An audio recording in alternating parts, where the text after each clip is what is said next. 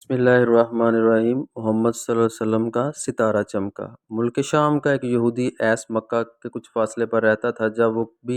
جب بھی کسی کام سے مکہ آتا، وہاں کے لوگوں سے ملتا تو ان سے کہتا، بہت قریب کے زمانے میں تمہارے درمیان ایک بچہ پیدا ہوگا، سارا عرب اس کے راستے میں چلے گا، اس کے سامنے ذلیل اور پست ہو جائے گا، وہ عجم اور اس کے شہروں کا بھی مالک ہو جائے گا۔ یہی اس کا زمانہ ہے۔ جو اس کی نبوت کے زمانے کو پائے گا اور اس کی پیروی کرے گا، وہ اپنے مقصد میں کامیاب ہوگا۔ اس خبر اور بھلائی کی وہ امید کرتا ہے کہ وہ اس کو حاصل ہوگی، اور جو شخص اس کی نبوت کا زمانہ پائے گا مگر اس کی مخالفت کرے گا، وہ اپنے مقصد اور آرزوؤں میں ناکام ہوگا۔ مکہ معظمہ میں وہ بھی بچہ پیدا ہوتا تو یہودی اس بچے کے بارے میں تحقیق کرتا اور کہتا، ابھی وہ بچہ پیدا نہیں ہوا۔ آخر جب نبی کریم صلی اللہ علیہ وسلم اس دنیا میں تشریف لائے تو عبد المطلب اپنے گھر سے نکل کر اس یہودی کے پاس پہنچے۔ اس کی عبادت گاہ کے دروازے پر پہنچ کر انہیں آواز دی۔ عیس نے پوچھا، کون ہے؟ انہوں نے اپنا نام بتایا۔ پھر اس سے پوچھا، تم اس بچے کے بارے میں کیا کہتے ہو؟ اس نے انہیں دیکھا، پھر بولا، ہاں، تم ہی اس کے باپ ہو سکتے ہو۔ بے شک وہ بچہ پیدا ہو گیا ہے جس کے بارے میں نے تم لوگوں سے کہا تھا۔ وہ ستارہ آج طلوع ہو گیا ہے جو اس بچے کی پیدائش کی علامت ہے، اور اس کی علامت یہ ہے کہ اس وقت اس بچے کا درد ہو رہا ہے۔ یہ تکلیف اسے 3 دن رہے گی اور اس کے بعد یہ ٹھیک ہو جائے گی۔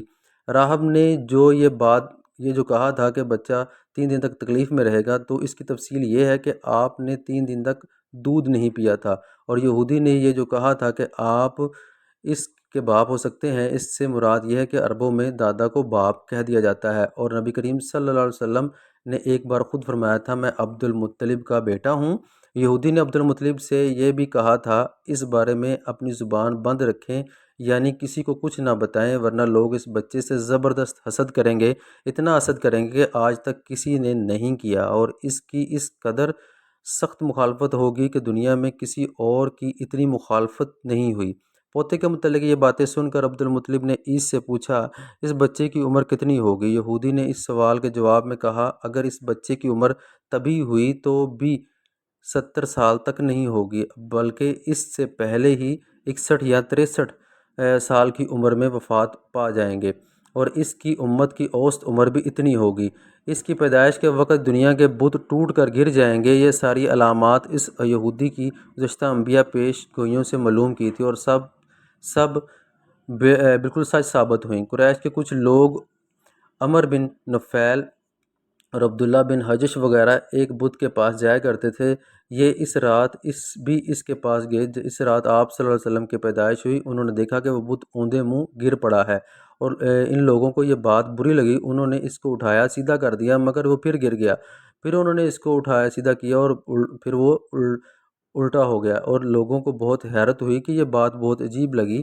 تب اس بت سے آواز نکلی، یہ ایک ایسے بچے کی پیدائش کی خبر ہے جس کے نور سے مشرق اور مغرب میں زمین کے تمام گوشے منور ہو گئے ہیں۔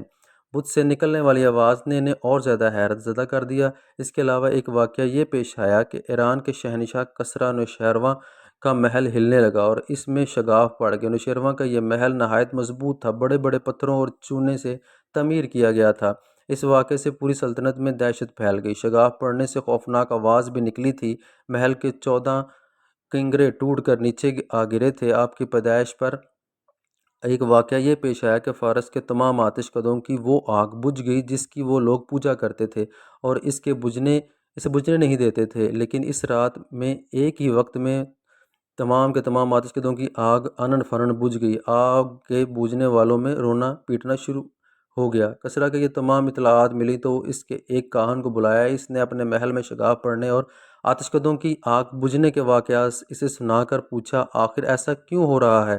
وہ کاہن خود تو جواب نہ دے سکا، تاہم اس نے کہا، ان سوالات کے جوابات میرا ماموں دے سکتا ہے، اس کا نام ستی ہے۔ نوشیروان نے کہا، ٹھیک ہے، تم جا کر ان سوالات کے جوابات لاؤ۔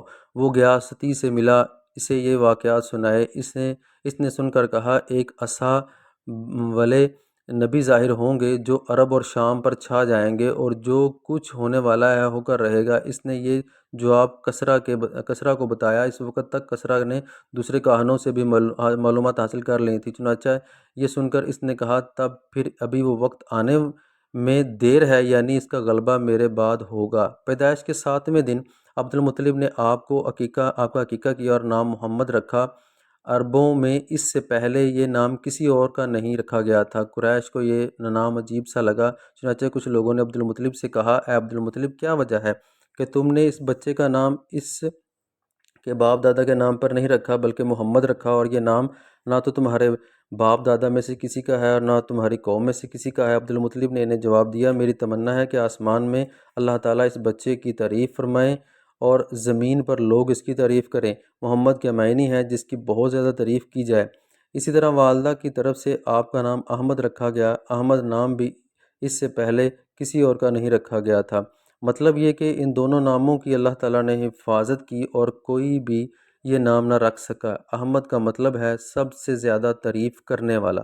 علامہ سہیلی نے لکھا ہے کہ آپ احمد پہلے ہیں اور محمد بعد میں، یعنی آپ کی تعریف دوسروں نے بعد میں کی۔